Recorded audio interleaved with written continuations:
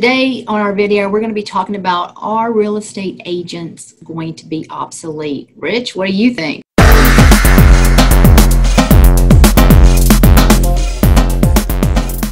Hi everybody, Sherry Riano, Sherry Riano Lindy team here today. Hey, I'm here with my friend, Rich Burghgraef. So yeah, I'm Rich Burghgraef. I've been in the business a little over 2 years, working at KW Legacy out here in Apex.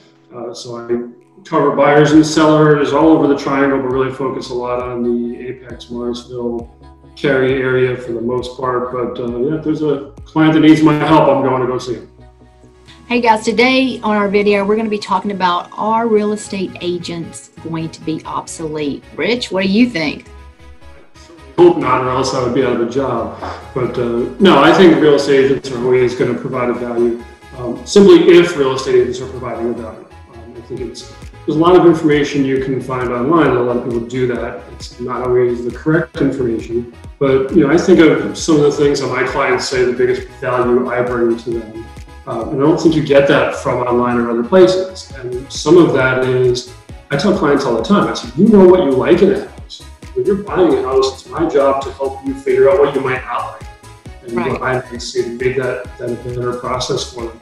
And as you know from working together, my job is to try to make things run as simply and smoothly as possible. And which you do an excellent job at, by the way. You are phenomenal with your clients, and they are always so happy. And I'm going to throw my little 2 cents in here too. I mean, I have a transaction right now that is not with a real estate agent, and it really is a nightmare for both sides. And of course they come to me, and I'm a lender. I'm like, look, I have a license to lend, not a license to be a realtor. And you should have taken advantage of a realtor, interview them. And they were just like, no, we just want to save the money.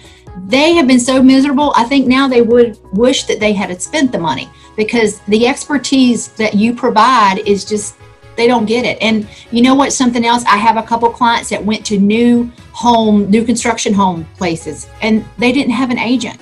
And now they're miserable because there's nobody to represent them when they have issues with their new construction home. I mean, don't you find that that's a little insane? Absolutely. And especially, like, I love some of my new construction on sites that prove the value and tell people all the time, like, hey, my job is to represent the builder. And not a lot of people know that. So they go in thinking that person is sitting there and looking out for them, and they're really not. And our job is to make it easy. Like, we each have our lane to stay in. And that's why I team up with people like you, because I know it's going to be done right. It's going to be taken care of. And my job is to make sure that I'm covering and looking out for them first and foremost. And they think that person sitting on the other end at the builder is doing that, and they're not. And they get upset afterwards. DIY, they think it's easy. Some of the time, spend a day with me and we can talk about easy for a little bit. There's some of the minor things that people don't even think about.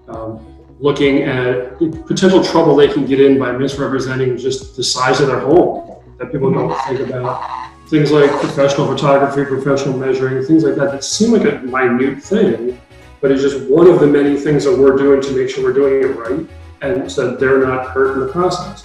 And let's get into due diligence again, because now you get into, what do I need to fix and what do I not need to fix? It's something I advise clients on all the time when that comes up.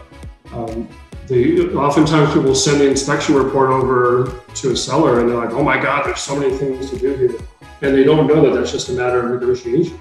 So yeah, they can look at it and potentially save a couple of dollars by not going with an agent, but at the end of the day, what it's cost them and we're not even talking about the marketing side of that, of the limit that they're doing in marketing themselves, but just all of those little pieces to it that they're missing out on by just not having somebody who, like, this is what I do all day, every day.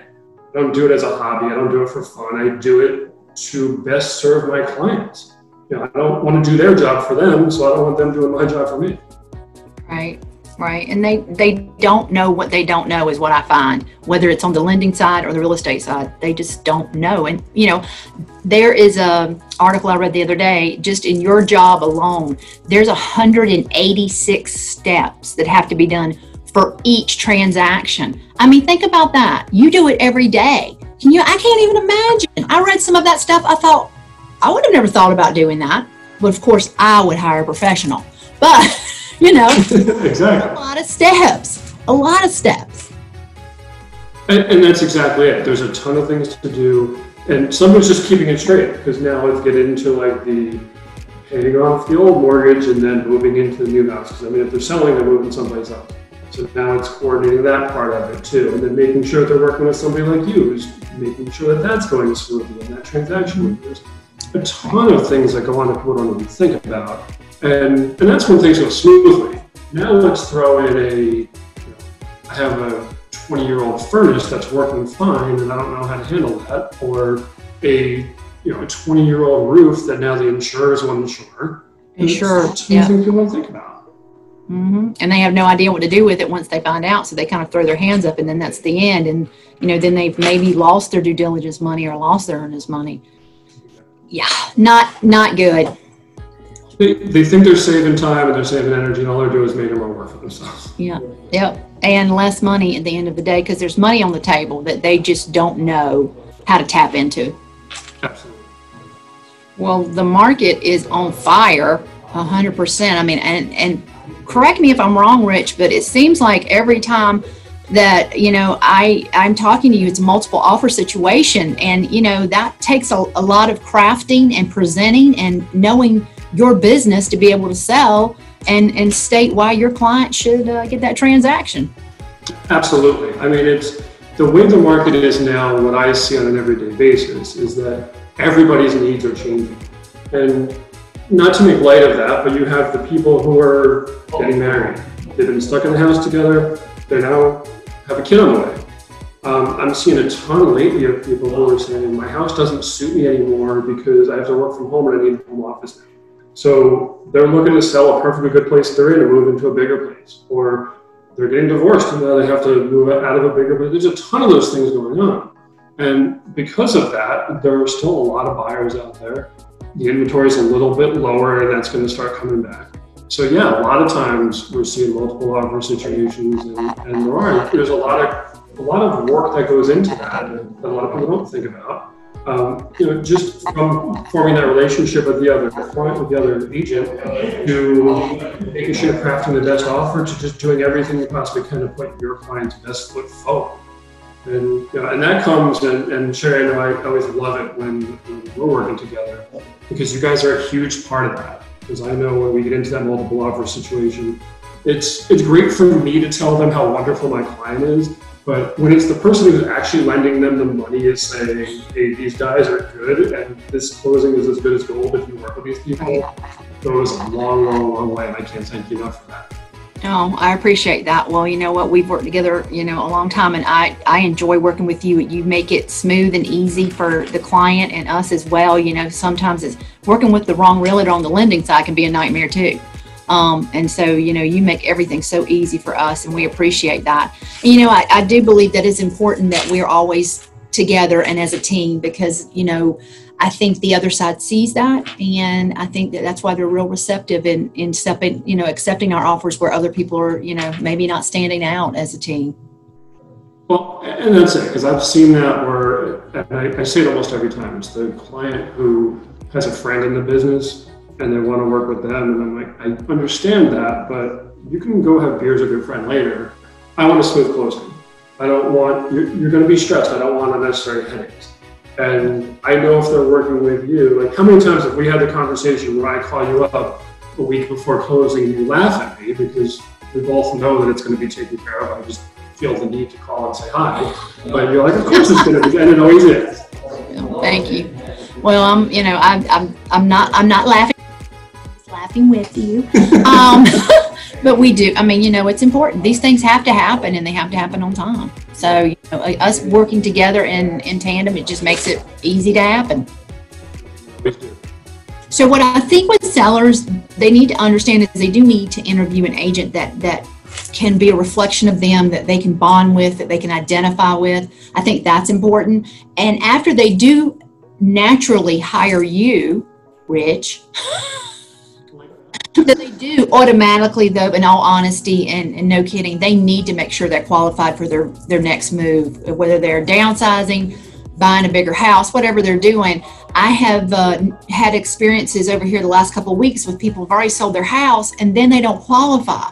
And that's heartbreaking. I think they have to get ahead of that before they put the house on the market, just so they understand what is going to be their next steps. And I agree with that part too. I think that, they really, again, going into those ton of steps, like going into this process, people think about it one at a time, like, oh, I need to sell my house, I'm going to buy a new house. And they don't take that, like, it's always the make sure you get pre-qualified, let's understand where we are with that. And they want to skip that process when we push it to not, because again, keep it simple, let's make sure we have all our ducks in a row. And I don't like showing people houses that they are at the high end of their level or certainly not above in hopes that we're going to negotiate. I want to make sure that they're comfortable. So having that information makes it that much easier on that side of it. But and my advice to sellers would be, first and foremost, don't be afraid to put your house on the market. And I'm seeing people who are saying, just in the world of COVID that we live in now, where people are like, I don't want people in my house, so I'll go buy something and then it'll be vacant. And while I get that, that doesn't always work for everybody on the qualification side. So we have safeguards to put in place to make sure that your house is maintained as a safe piece that people can actually go and see. So let us have those conversations. When we talk about interviewing agents, like, that's part of it. Is how are we going to properly sell your house? And some of that has become proper safeguards in an uncertain environment. Right. We're going to do, but don't be afraid to do it. And right now is a great time to sell. Inventory is a bit low, so we're seeing people getting some pretty good prices for their houses because, again, go back to the multiple offer situation. Yep. No, it's interesting to see all this turn out and what it's going to continue to look like, because people are coming in here, I feel like, in the droves. We just have a lot of people interested in our area, and I don't think just because of what's going on with COVID, that's going to stop.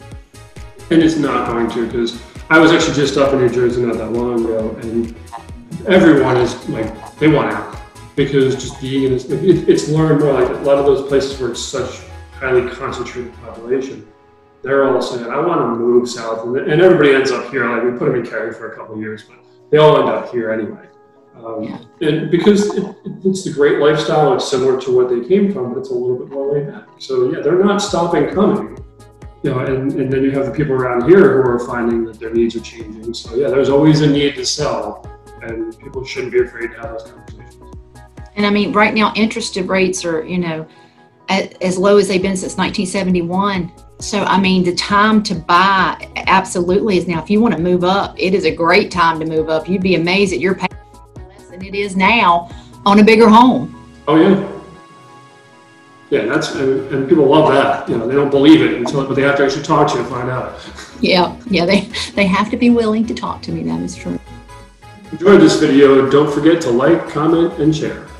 If you're interested in speaking with Rich or myself about some of the information that we've shared here today, you can reach us in these little cute bubbles beside me, and we're looking forward to hearing from you.